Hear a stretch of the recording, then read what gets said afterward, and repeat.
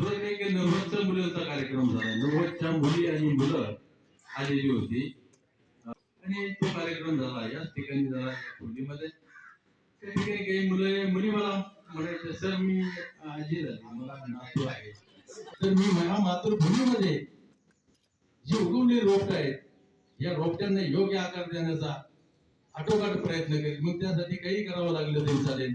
आणि त्यामुळे मी विद्यार्थी घडवत असताना साम दाम धंद भेद हे सगळ्या गोष्टी माझ्याकडे असायच्या. आणि इथे इमारत बघितली, ती कौलाची इमारत, खाली काहीच नाही, फरशी नाही, बेंच कसे तरी टाकलेले.